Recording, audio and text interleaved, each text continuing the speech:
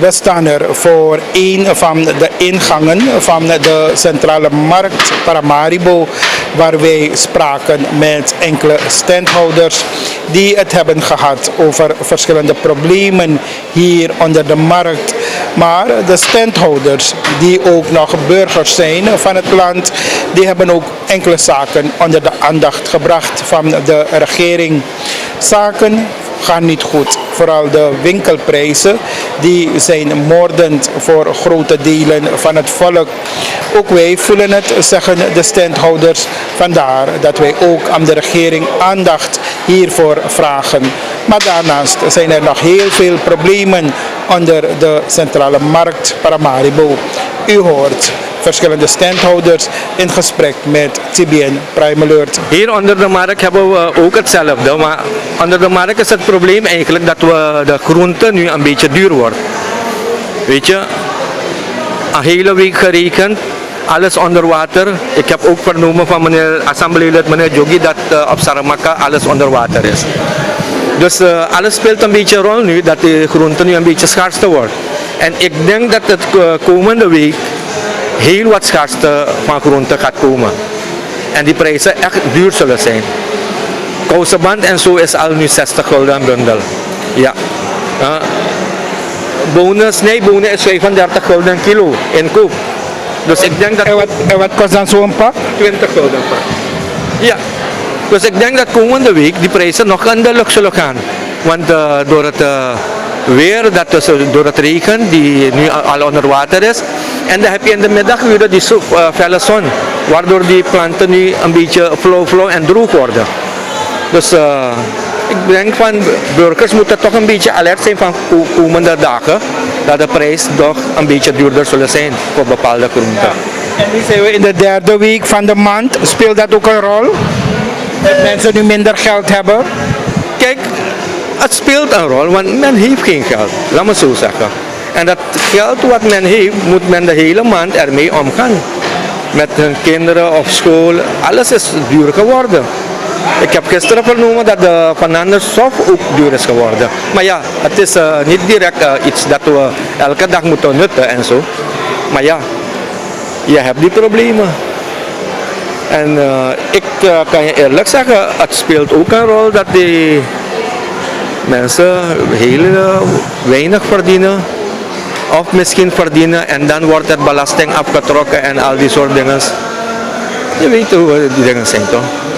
Dus men moet gewoon een beetje met hun geld, met hun salaris omgaan.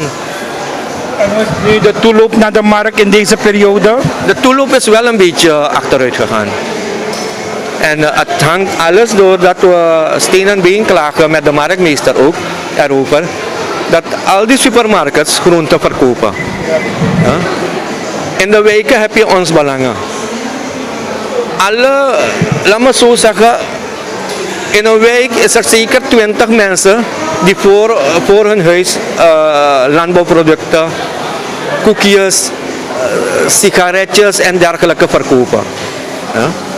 Dus die dingen brengen ook een beetje probleem. Ja? En dat ding van die supermarkt, als je bij de supermarkt gaat, dat is het een hele assortiment wat landbouwproducten betreft. Dus eigenlijk... Mensen hoeven dan niet naar de markt te komen. Mensen hoeven echt niet naar de markt te komen. Want als je een supermarkt op de hoek van je hebt, en de supermarkt heeft alles bijna, wat je nodig hebt. Zo'n beetje. Ja? Dus alles die kousenband daar 7,50 aan bos en onder de markt is het 5 gulden of 6 gulden. Dan ga je zeggen van man, als ik een bus moet pakken, naar de markt gaan, weer een bus pakken naar huis te komen en als je terugkomt in de bus zit, dan is die bus een half uur voordat hij vertrekt van plaats van bestemming. Dus die dingen spelen ook een belangrijke rol. En een andere rol is ook dat die aantal bussen van de hartjesstad zijn verhuisd. Laat me zo zeggen, buiten wijken zijn gegaan, buiten de... Ja, ze zijn nu allemaal onder bong daar, dus het is toch een afstand voor de mensen. Afstand. Iemand van Noord, als hij naar markt moet komen, dan moet hij helemaal bij de Plattebrug uitstappen, vandaar lopen. Als hij 2 zakken met groenten koopt, dan wil hij nu een wagiman nemen, een stootkar, en die vraagt 15 gulden. Van hier naar Plattebrug. Dus er zijn extra kosten bijgekomen waardoor mensen niet naar de markt willen komen. De markt ziet goed eruit. Bovenverdieping, mooi gemaakt, alles. Maar ja, mensen willen niet komen. Tweede ding is ook dat er geen parkeerruimte zijn. Er zijn een aantal marktbezoekers die met hun auto komen. Maar het probleem is dat ze geen goede parkeer kunnen krijgen. Met de illegale verkopers, de mensen die op straat verkopen. Die illegale verkopers is nu propvol. Overal zie je illegale verkopers. In de binnenstad overal. Soms als ik van hier sluit en naar Noord ga en ik rijd aan Anton Drachtenweg, zie je Haitiaanse vrouwen met stootkar op hun hoofd en dan gaan ze huis aan huis om spullen te verkopen. Dus ik weet niet hoe die beleid eigenlijk daarmee zit. Maar ik heb gehoord dat er heel wat mensen een soort vergunning of een soort papier hebben gehad van de DC. Dat ze op de straat of langs de straat moeten kunnen verkopen. Maar ik weet het niet. Hoe zo'n beleid eigenlijk? Hoe kan een DC iemand toestemming geven om langs de straat te verkopen? Want dan heeft die persoon geen BOG. Die persoon verkoopt vis of vlees zonder ijs. Maar ik kan me niet voorstellen. Gaan die dingen gepaard met iets anders of zo, weet je? Dus ik wil niet zomaar uitspraken doen, maar ik bedoel, de DC... Dus je plaatst een beetje vraagtekens erachter. Ja toch? En de DC is een van de personen die eigenlijk een beetje verstand ervan heeft, van luister nou, die persoon kan niet langs de straat verkopen, het is niet goed. Men loopt daar op die trottoir. Die zwervers en dergelijke maken we heel wat troepen daar. En dan ga je daar je spullen voor de man brengen, voor de klanten. Kan toch niet? Dus die soort dingen moet de DC zelf hun hoofd gebruiken. Maar ja, ik weet niet hoor. DC zijn benoemd. Ik weet niet of ze echt met diploma zijn benoemd of zonder diploma. Dat weet ik ook niet. Dus ik zeg gewoon, maar ik bedoel als DC ben je de hoogste dingen van de... Heb je meer bevoegdheid dan de politie zelf, als DC? Laat me zo zeggen. Een DC heeft meer bevoegdheid dan de politie. Maar ik kan me niet voorstellen hoe DC gewoon aan iemand, een venter, gewoon een vergunning kan geven of een briefje kan geven om langs de straat te verkopen. En iedereen die daar verkoopt heeft een briefje. En daarom kunnen de politiemannen ook niet hun werk goed doen om die mensen weg te halen. Op het moment als je wordt weggehaald, toon je een vergunning of een soort vergunning, weet ik veel, dat de DC heeft gegeven. Dus die soort dingen moeten... En de centrale markt, hier, marktventers zelf, hebben geen eenheid. Als we echt eenheid moeten tonen, moeten we een dagje of een week of 2 dagen de markt helemaal sluiten en naar de president of vicepresident daartoe gaan. Om te uiten wat het probleem is. Of je sluit de markt en dan geef je mensen vergunning om op straat te verkopen. Of ruim je straat op en dan is de markt open. Maar niet alleen de centrale markt klaagt. Kan countrymarkt klaagt ook. Die vrouw komt 's morgens hier spullen kopen en ze zeggen van meneer Bhai, er is geen verkoop, er is geen verkoop. Dus die soort dingen spelen ook een rol. Het is niet dat we iemand een natrap geven, maar in de afgelopen 8 maanden ziet u dat er dus deze problemen er nog steeds zijn. Ik bedoel de illegale verkopers en de illegale straatverkopers en de andere dingen die u opsomde, die dingen zijn dus nog niet echt aangepakt. Niet echt aangepakt. En er zijn, dus in deze tijd is er nog meer gekomen. Vroeger was er misschien 100 Haitianen op de straat, maar nu zijn er 500, 600 Haitianen. Als je alles bij elkaar brengt, is bijna misschien een 1000 zelf. Die anderen lopen helemaal naar tonnen daar achterop Greepstraat op hun hoofd met een stootkar. Het is de helft van de markt op straat nu. Op straat nu. Men gaat huis aan huis om spullen te verkopen. Wie gaat onder de markt kopen? Men klopt op je poort en dan zie je 2 vrouwen met grote manden met alles die soort groenten. Je gaat bij die mensen en ze zeggen van, hé, kouseband hier 5 gulden bos. En onder de markt is kouseband 57, 6 gulden bos. Dus dan koop je liever bij hun daar toch? Waarom ga je hier komen? Dit is markt, draait nu alleen zijn mensen die bij de overheid werken, die 's morgens komen. Dus je weet die kleine groepen die nog op de kantoren werken, met die COVID-dingen. Die en een andere groep die om 2 uur vrij wordt, die steunen de markt. En in grote getallen zijn die ook de Bosland-Creoolse mensen die spullen kopen en naar Fransé of naar Albina of naar Mungo brengen, die soort mensen. Is de markt nog zo? Want als deze mensen niet meer zijn, gaat de markt ook niet meer bestaan. Dan gaan we de hele dag hier zitten met onze spullen. Eerlijk is eerlijk. Voor jullie als marktverkopers wordt het ook dus steeds moeilijker. Ik bedoel, jullie hebben ook jullie eigen gezinnen. Jullie hebben ook jullie kosten die jullie moeten betalen elke maand, vaste lasten. Ja, elke maand vaste lasten, gezin onderhouden. Per jaar moet je hier betalen, bijna als ik gewoon grof ga nemen, is iets van 500 SRD. Zonder je standgeld hoor, alleen met BOG-papieren, verlenging en dergelijke. Kom je op bijna 500 en dan moet je elke maand standgeld betalen. Ik betaal elke maand 140, 150. En dan moet je 12 maal dat bedrag optellen per jaar, op hoeveel ik kom. Dan verdien ik dat geld hier niet. En als je een maand achter bent met betalen, heb je 100 gulden boete. Die is ook bijgekomen. Want soms, kijk, ik ga je eerlijk zeggen, ik heb de marktmeester ook uitgelegd.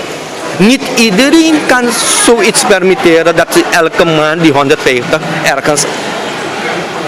Want die vaste lasten wat zij moeten betalen en hun gezin onderhouden, die is eerder dan de standgeld. Dat is niet dat de standgeld niet betaald moet worden. Dat moet betaald worden. Als je het niet betaalt, kan je niet verkopen. Maar je moet dat geld hebben. Die 150 SRD moet ik elke maand hebben om het te betalen.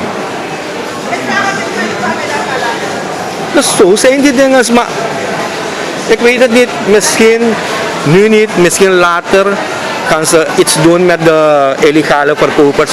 Weet ik ook niet. Maar als er niets gedaan wordt, dan moet de markt, mensen van de markt, centrale markt, Markt Zuid, gewoon bijeenbundelen. En bij de president of bij de vicepresident of de assembleevoorzitter moeten we gaan en onze uiten doen. Eén ding moet je doen. Of de markt sluiten en straat opengooien. Of straat sluiten en markt opengooien. Zo'n vraag wil ik ook met de DC stellen. Maar ik ontmoet de DC nooit. En ik ken die DC zelf niet. Ik heb gehoord dat hij wel van Paramaribo, Gonebola is. Maar ik ken hem niet. Ik wil graag een vraag met hem stellen. DC, neem één beslissing. Of de markt opengooien en straat sluiten. Of de straat opengooien en markt sluiten. Dan verkoop je de markt voor iemand toch. Heeft staat wat geld binnen gehad. Want toch heeft staat geen geld. Alle belastingen wat wij betalen, alle standgeld wat wij betalen, gaan alleen bij ambtenaren. De duurste ambtenaren van Suriname. Maar, nee, ik zeg je eerlijk, ambtenaren zitten thuis en worden elke maand uitbetaald. Ik kan mensen hun namen noemen. Die elke maand worden uitbetaald. Tot nu toe. Men moet of de markt sluiten en de straat openen voor alle marktventers. Of men moet de illegale marktverkopers weghalen, onder de markt brengen en dan gaat de markt beter draaien. Is dat zo? Bent u eens daarmee? Ik ben eens met die persoon die dat heeft gezegd. Liever gaan we op straat verkopen en de markt sluiten. Want men verkopen ook buiten, dus daarom kunnen we binnen niet verkopen. Ja, gaat u maar kijken. Vanaf buiten tot de Jodenbredestraat, overal. Ja. Dus in de afgelopen 8 maanden dat deze regering zit, nieuwe marktleiding, nieuwe DC, is er dus daaraan weinig gedaan. Nee, dat zeg ik niet. Kijk, vroeger was het ook zo, maar nu is het overbodig. Het is te veel. Dus men moet wat eraan doen. Want wij betalen standgeld. Weet u wel? Wij betalen bijtafelgeld. En wat doen zij? Zij betalen toch niet? Ja. Een ander punt, welke nu ook naar voren wordt gebracht, is dat van de prijzen. Het is nu een beetje vanwege de aanhoudende regens van de afgelopen dagen heb ik begrepen dat de prijzen daadwerkelijk een beetje is gestegen. Gestegen? Nou, ik vind niet dat het gestegen is. Het is niet gestegen. Het is juist gedaald. De prijzen zijn gedaald. Maar misschien... ja... Ik weet niet hoor. Misschien wordt het goed voor ons, een betere prijs en zo. Maar nu is het wel helemaal gedaald hoor. En de verkoop gaat ook niet. Ja. Dus wat je voor 50 gulden vroeger kon kopen en zo. Je krijgt het voor 20 gulden, 25 gulden. Dus ieder heeft het moeilijk hier. En de daling van de verkoop, dat ligt onder andere waaraan? De daling van de verkoop. Men heeft geen geld, mensen hebben geen geld. En wat ze krijgen is niet alleen voor de groenten, voor alles. Je moet zoveel dingen doen en die dingen zijn ook zo duur. Als je in een supermarkt gaat, wat krijg je voor dat geld? Daaraan moet men beginnen. Maar men sluit zijn oren, zijn ogen en kijkt wat het arme volk doet. Wij hadden echt hoop op deze regering. Dat hij naar ons zou kijken, bijvoorbeeld de armen. De armen hebben hem daar gezet, meneer Ganesh. Niet de rijken. Maar wat is gebeurd? We zijn gewoon misleid. Er wordt niks gedaan voor ons. Maar vrees niet. Alles komt goed. Laten we nog even geduld hebben. Ja. U moet eerst naar de armen kijken. En dan andere dingen doen. Ja. Want dezezelfde mensen gaan je weer daar zetten.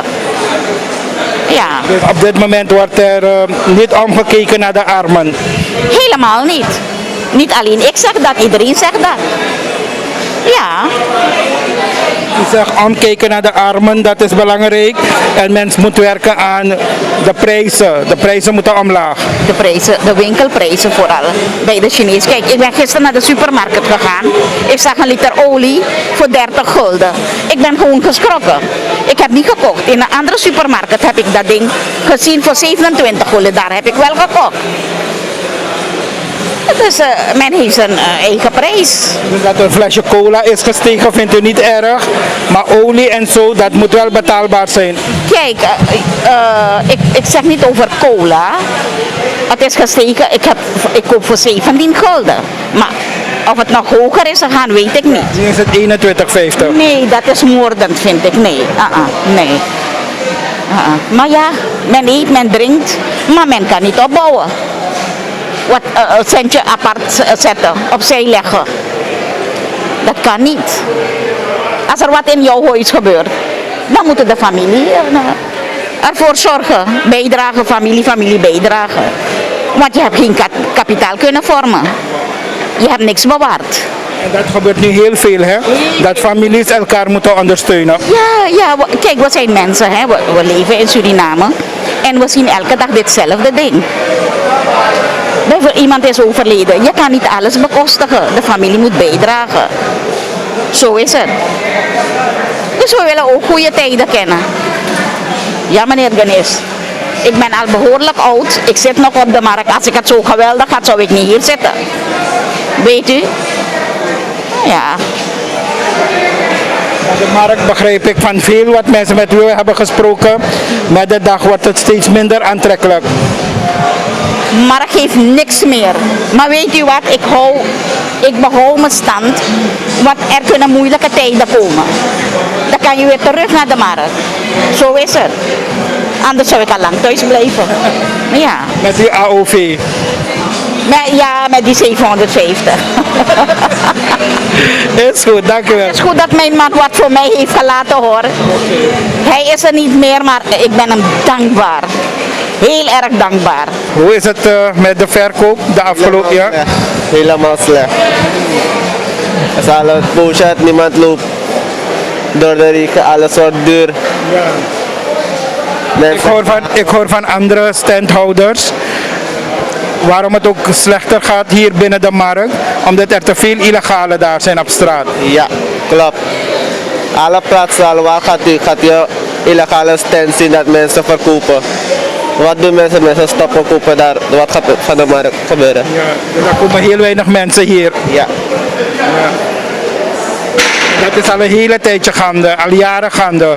Dus dat zou volgens u aangepakt moeten worden. Ja, eigenlijk moet het aangepakt worden. En hoe is het met de prijzen van groenten? Ik zie dat u tomaat hebt, peper hebt. Hoe is het nu daarmee? Want het regent ook nu. Ja, toch. Ik zal een tijdje al met die pepers. Gaat niet. Van 10 cent heb ik 5 cent niet gedaan. En toch gaat het niet. Mensen klagen ook dat 5 cent niet duur is. En we zijn nu zo'n beetje derde week van de maand. Speelt dat ook een rol? Dat mensen nu misschien ook minder geld hebben? Eigenlijk dat wel ook. Maar toch als je mensen ziet dat komen ze met grote geld en die dingen. Bepaalde mensen zeggen, land die heeft al gestort en die dingen. Ik weet het. Het is helemaal slecht.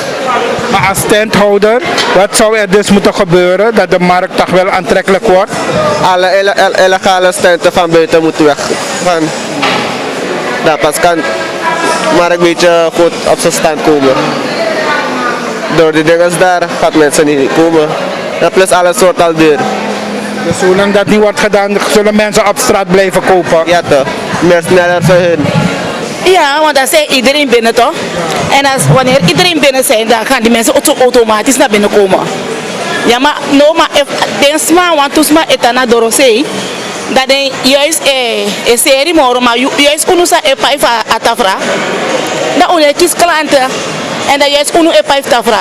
Maar juist des maar zijn e5 tafra. Nee, de na dorosei en de ontvang de klanten naar dorosei en de klanten komen niet meer naar binnen. En dat juist dan unu ja zo is door herdei was door une serie. Maar if allemaal ko insei, dat alla des maar frustrati ko insei, dan zijn wij allemaal binnen dat alles maar ko insei automatisch. Vind ik hoor? Zou beter zijn. Maar u tak naar een marktleiding over het probleem die zie. Eigenlijk we actie unu leki media man, fu je unu nanga pistori dati, if abe man abobong. Taki des mas rek na libisma anota demus yagi dengwe aso. Maar met de pot denken allemaal insei. Dan zijn we allemaal binnen de vrouw bij Takiba. Dat we allemaal insei, dat alles maar even niet 10 op 10. En dan morgen druk insei. En dan alles maar ook automatisch insei. Maar if desma zei dat door ze de ontvang desma, dat we sa e paita fra. Oh ja, kies maar. Als er een prijs voor Dorosei, dan gaan prijs ja in zee. En zelf ik kan taki, en omdat desma door ze, dat de go moros sneller door ze. Maar dan zelf de prijs. Maar if asma lesi aweri, dat asma daar door ze, dan af kon je moro. Maar if alles maar den ze, dat sowieso je kon je. En ook allemaal of niet 10 op 10 zo. Ja. En wat de prijs nou groente? Wel, minister groente met zeer moro voor gronjang bana. Ja, wat gronjang nou? Zijn vast ja prijs de, want unu ja ne verhoog. Unu ne verhoog. Oh, wat een reden lak. Kon de klanten klagen? Wel, niet zo erg hoor. De klagen zo eigenlijk tegen de supermarkt. Ja, zo une heen in de supermarkt de moro bari. Maar je schreef nou een consument. Je schreef nou een consument, want je bij je staan ook toe een winkel. Vanaf de winkelprijs, je schrikt voor de winkelprijs. Ja, na alla seconde, alla seconde. Alla seconde, if you go manting, a prijs de zo baka na tego, a hey baka. De prijs, look me na probleem voor pai. Maar if a prijs het tana wan prijsie, is het niet zo erg. Maar manting baka na manting baka, alla day prijs kring, is erg. En unekis verhoging alla day. Ja, maar a prijs kring alla day. Vind ik erg. Is erg.